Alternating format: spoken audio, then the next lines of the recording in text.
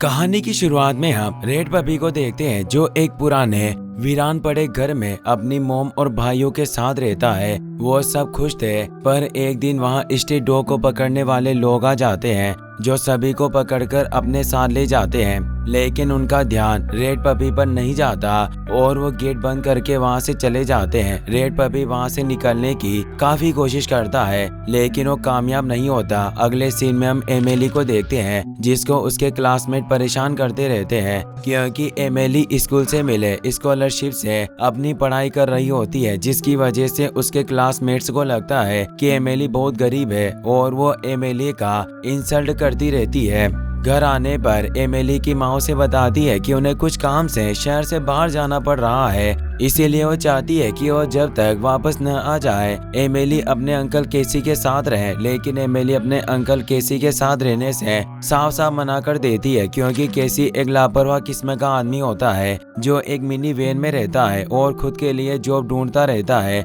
लेकिन कोई भी उसे जॉब नहीं देता क्योंकि केसी के बिहेवियर के बारे में सभी को पता होता है। अगले सीन में हम उसी रेड पपी को देखते हैं जो किसी तरह से उस बंद कमरे से बाहर निकल आता है और पूरे शहर में इधर उधर भागने लगता है और भूखा होने की वजह से वो कुछ कबूतरों से उनका खाना छीनने की कोशिश करता है। वहीं कुछ दूरी पर खड़े मिस्टर ब्रिडवेल की नजर रेड पपी पर पड़ती है और वो रेड पपी को अपने साथ ले जाते हैं। दूसरी तरफ हम एमिली को देखते हैं जो बहुत अपसेट होती है क्योंकि उसकी मॉम ने केसी को घर पर बुला लिया होता है और जब तक वो वापस नहीं आ जाती एमिली को अपने अंकल केसी के साथ ही रहना पड़ेगा। अगले दिन जब एमिली अपने अंकल केसी के साथ स्कूल जा रही होती है तो रास्ते में उसे एक स्ट्रीट रेस्क्यू पेट्स का टेंट दिखाई देता है जहाँ पर वो पेट्स होते हैं जिन्हें कोई भी प्यार नहीं करता। ये टेंट किसी और का नहीं बल्कि मिस्टर ब्रिडवेल का ही होता है जिन्होंने रेड पपी का रेस्क्यू किया होता है। अब क्योंकि एमिली पेट्स से बहुत प्यार करती है और उसका सपना होता है कि उसके पास भी उसका खुद का एक पालतू जानवर हो। टेंट में आकर एमिली देखती है कि वहाँ पर ढेर सारे खूबसूरत पेट्स होते हैं। तभी उसकी नजर रेड पपी पर पड़ती है और वो एमिली को इतना पसंद आता है कि एमिली उसे अपने साथ ले जाने के लिए राजी हो जाती है। लेकिन केसी उसे ऐसा करने से मना कर देता है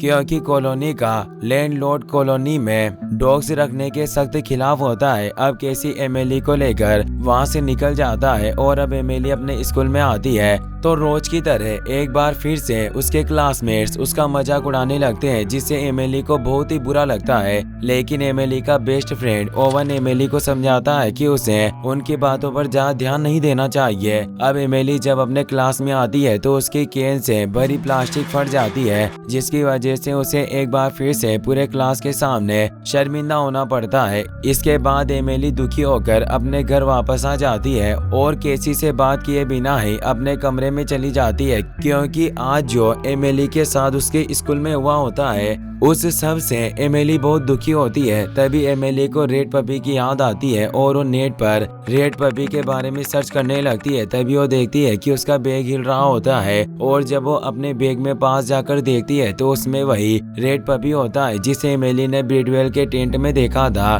रेड पपी को देखकर एमिली बहुत खुश होती है और उसका नाम क्लिफर्ड रखती है। इसके बाद एमिली क्लिफर्ड के लिए कुछ खाने को लाने के लिए कमरे से बाहर चली जाती है और इसी दौरान क्लिफर्ड भी कमरे से बाहर आ जाता है जिसकी वजह से केसी क्लिफर्ड को देख लेता है और वो एमिली से क्लिफर्ड को घर से बाहर निकालने को कहता है। लेकिन एमिली केसी से क्लिफर्ड को अपने साथ रखने के लिए रिक्वेस्ट करने लगती है। एमिली के रिक्वेस्ट करने पर केसी एक दिन के लिए क्लिफर्ड को यहाँ रखने के लिए मान जाता है और वो केसी से कहता है कि अगले दिन वापस हम इसे ब्रिडवेल के पास छोड़ आएंगे। एमिली से गुस्सा होती है और वो वापस अपने कमरे में आ जाती है जहाँ वो देखती है कि उसका फनी वीडियो वायरल हो गया है जिससे वो बहुत दुखी होती है। इसीलिए वो विश करती है कि काश एक बहादुर और स्ट्रॉन्ग लड़की होती और क्लिफर्ड एक बड़ा सा डॉगी होता तो उन्हें किसी से डरने की कोई जरूरत नहीं होती। ब्रिडवेल भी बाहर मौजूद होते हैं और वो उनकी बातें सुन लेते हैं क्योंकि वो कोई आम इंसान नहीं बल्कि एक फरिश्ते थे।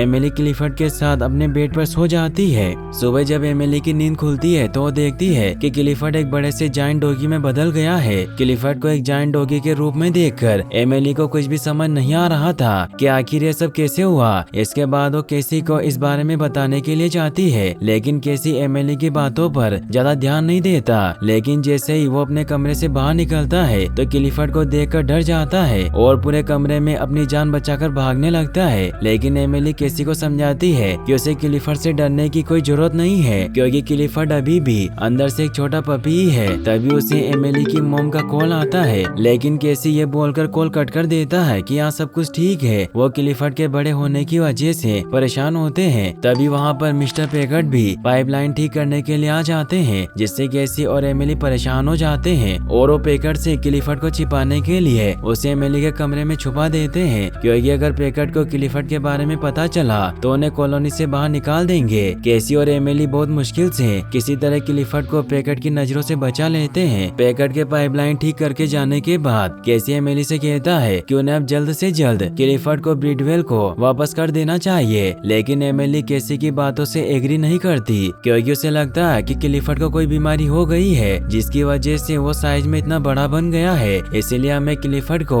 डॉक्टर के पास ले जाना चाहिए। पहले तो केसी ऐसा करने से मना कर देता है, लेकिन एमिली के रिक्वेस्ट करने पर वो राजी हो जाता है। केसी क्लिफर्ड को अपनी वैन में डॉक्टर के पास ले जाने का प्लान बनाता है। एमिली केसी की वैन देखकर बहुत हैरान होती है, क्योंकि उसे नहीं पता था कि वो वैन में रहता है। केसी उसे कहता है कि तुम इस बारे में तुम्हारी माँ को मत बताना, क्योंकि मैं नहीं चाहता कि वो मेरी वजह से परेशान हो। फिर वो क्लिफर्ड को गाड़ी के अंदर जाने को कहते हैं और क्लिफर्ड उनकी बात मान लेता है। तभी एमिली का फ्रेंड ओवन भी वहाँ आ जाता है, क्योंकि उसे एमिली की स्कूल प्रोजेक्ट में मदद चाहिए थी। तभी वो क्लिफर्ड को देखकर बहुत डर जाता है, मगर एमिली और केसी सभी को विश्वास दिलाते हैं कि वो एक नॉर्मल डॉग की तरह ही है, बस वो बीमार हो गया है और वो किसी को कुछ नुकसान नहीं पहुंचाएगा। इसीलिए अब ओवन भी उनकी टीम में शामिल हो जाता है। मगर तभी क्लिफर्ड पार्क में एक बड़े से एक्सरसाइज बॉल को देखकर भागने लगता है, क्योंकि उसे लगता है कि वो एक बॉल है। क्लिफर्ड एक्सरसाइज बॉल पर हमला करके उसे फोड़ देता है, जिससे वो आदमी बाहर आ जाता है और अब सिटी के सभी लोगों को क्लिफर्ड के बारे में पता चल जाता है। वही हमें लाइव ग्रो के सीईओ जेक को दिखाया जाता है, जो हजारों सालों से जानवरों और चीजों को बड़ा करने के फॉर्मूले पर काम कर रहा होता है, लेकिन अभी तक उसे इस फॉर्मूले पर कोई सफलता नहीं मिली थी, जिसकी वजह से उसकी कंपनी के शेयर लगातार गिरते जा रहे थे।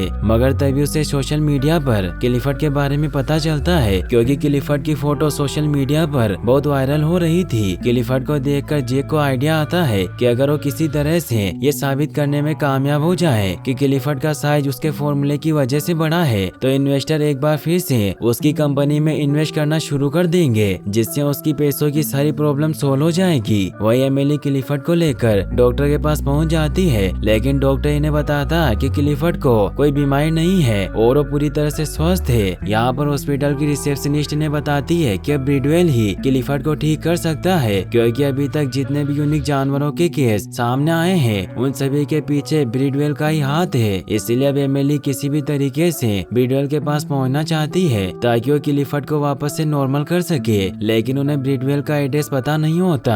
लेकिन तभी एमिली को याद आता है कि एक बार ब्रिडवेल उसके स्कूल में आए थे, इसीलिए उन्हें स्कूल के गेस्ट लिस्ट से ब्रिडवेल का एड्रेस पता चल जाता है। फिर वो तीनों एमिली के स्कूल में पहुंच जाते हैं। अब ओवन और केसी मिलकर किसी तरह बहुत मुश्किल से स्कूल के कंप्यूटर से ब्रिडवेल के एड्रेस को एक पेन ड्राइव में ट्रांसफर कर लेते हैं। वहीं दूसरी तरफ एमिली स्कूल के कैंटीन से क्लिफर्ड के लिए ढेर सारा खाना ले रही होती है। तभी वहाँ पर एमिली की क्लासमेट गर्ल्स आ जाती है, जो एक बार फिर से एमिली को परेशान करने लगती है। तभी गलती से एमिली उस लड़की पर सॉस गिरा देती है, जिससे एमिली पर गुस्सा करने लगती है। तभी क्लिफर्ड भी वहाँ पर आ जाता है, क्योंकि वैन का गेट अचानक खुल गया था और जब स्टूडेंट्स को पता चलता है कि क्लिफर्ड एमिली का पेट है, तो एमिली से इम्प्रेस हो जाते हैं। एमिली क्लिफर्ड को यहाँ से चलने को कहती है, लेकिन क्लिफर्ड एमिली को अपनी बात करने के लिए आगे पुश करता है। तो एमिली पहली बार उस बुली करने वाली लड़की को जवाब दे पाती है और क्लिफर्ड भी उसे गंदा कर देता है, जिससे वो रोती हुई वहाँ से चली जाती है। फिर एमिली केसी और ओवन के साथ वैन लेकर कॉलोनी आ जाते हैं, जहाँ एमिली ओवन को गाड़ी में ही रहकर क्लिफर्ड का ख्याल रखने को कहती है और वो केसी के साथ घर जाती है, ताकि वो स्कूल से कलेक्ट की गई इंफॉर्मेशन को देख सके।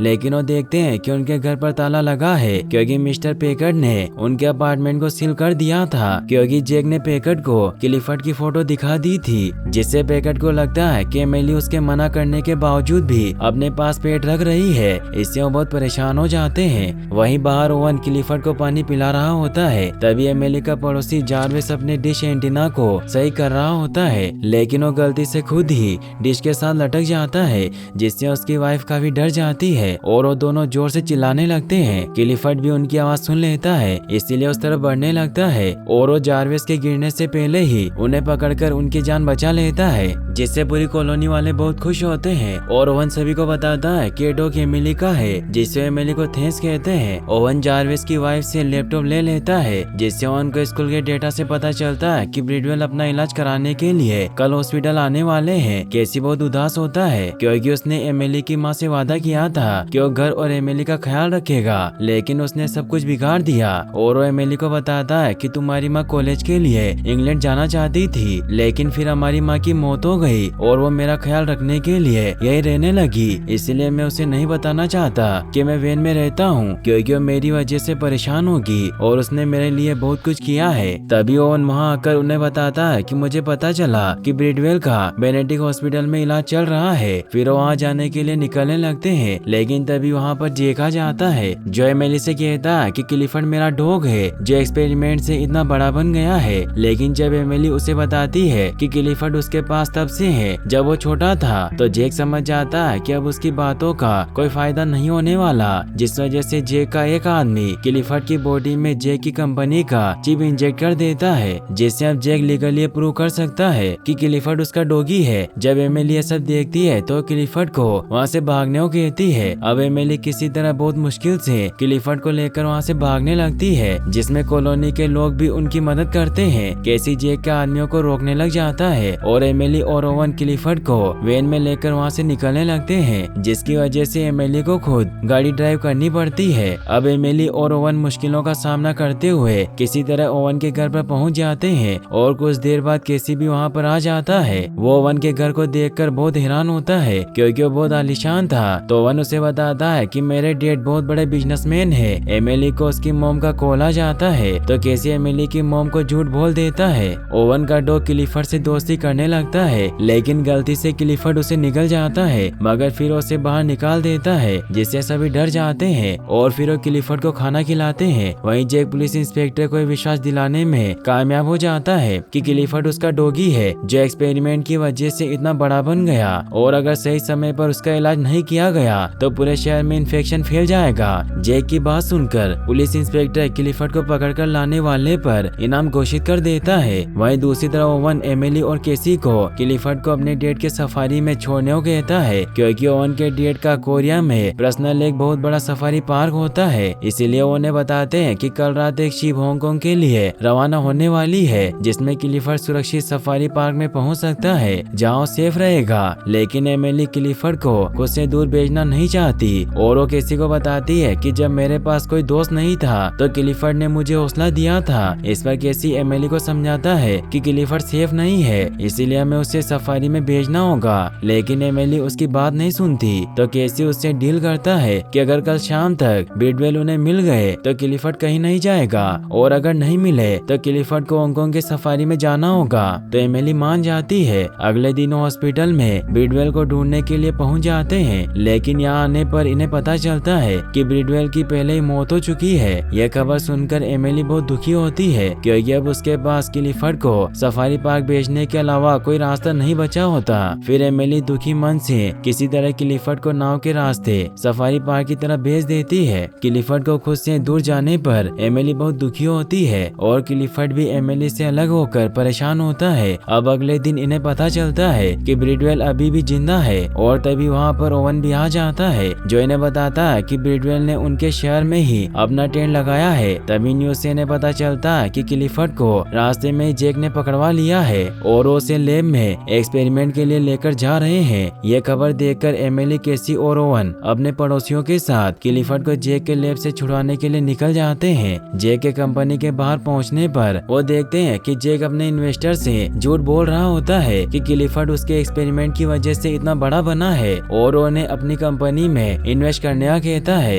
यह देखकर एमिली की कॉलोनी के कुछ लोग जेक को उलझाए रखते हैं। वहीं दूसरी तरफ एमिली बाकी के लोगों के साथ लैब में पहुंच जाती है, जहां पर जेक ने बहुत सारे जानवरों को एक्सपेरिमेंट के लिए कैद कर रखा था। यहाँ पर गलती से ये लोग सभी जानवरों को कैद से आजाद कर देते हैं। एमिली क्लिफर्ड के पास पहुंच जाती है, जिसे जेक ने एक्सपेरिमेंट के लिए बांध कर रखा होता है, और केसी और सारे कॉलोनी के लोग मिलकर जेक के आदमियों आदमियों को डराकर वहाँ से भगा देते हैं। क्लिफर्ड इतने दिनों के बाद एमिली को देखकर बहुत खुश होता है। एमिली क्लिफर्ड पर बैठकर उसे ब्रिडवेल के टेंट की तरफ लेकर निकल जाती है। यह देखकर जैक अपने सभी आदमियों के साथ उसे रोकने की कोशिश करता है और सभी न्यूज रिपोर्टर इस न्यूज को कवर करने लग जाते हैं, जिससे सभी टीवी में क्लिफर्ड और जैक के लोगों की चेस देख पाते हैं। वहीं दूसरी तरफ केसी मीडिया के माध्यम से जैक की सच्चाई पूरे शहर के लोगों को बता देता है। वही एमिली भी क्लिफर्ड को लेकर ब्रिडवेल के पास पहुंच जाती है और वो ब्रिडवेल से क्लिफर्ड को नॉर्मल करने को कहती है, लेकिन ब्रिडवेल ऐसा करने से साफ साफ मना कर देता है और वो एमिली से कहता है कि क्लिफर्ड को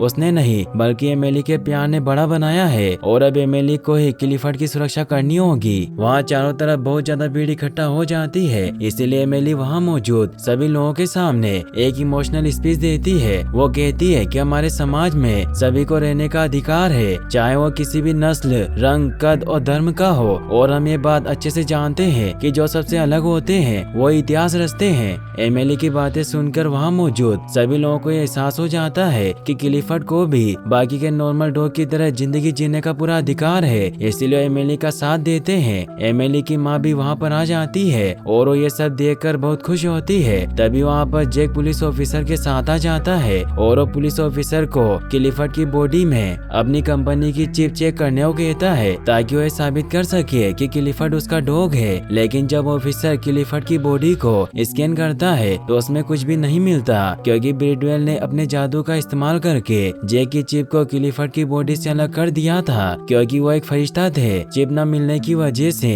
ये साबित हो जाता है कि क्लिफर्ड एमिली का डॉगी है, जिससे एमिली और शहर के बाकी लोग बहुत खुश होते हैं और क्लिफर्ड के साथ फोटो क्लिक करवाते हैं। अब क्लिफर्ड बाकी के सभी लोगों के साथ खुशी से रहने लग जाता है और कैसे भी अपनी वैन को छोड़कर अपना घर ले लेते हैं, क्योंकि उन्हें एक अच्छी नौकरी मिल गई थी और पैकर्ड ने भी क्लिफर्ड को अपना लिया था, जिससे सभी खुश थे। और यहीं पर इस मूवी की हैप्पी एंडिंग हो जाती है। और गाइस, आपको वीडियो कैसी लगी मुझे कमेंट बॉक्स में जरूर बताएं और इस वीडियो को लाइक और चैनल को सब्सक्राइब करने के लिए आपका तहे दिल से शुक्रिया। Thanks for watching.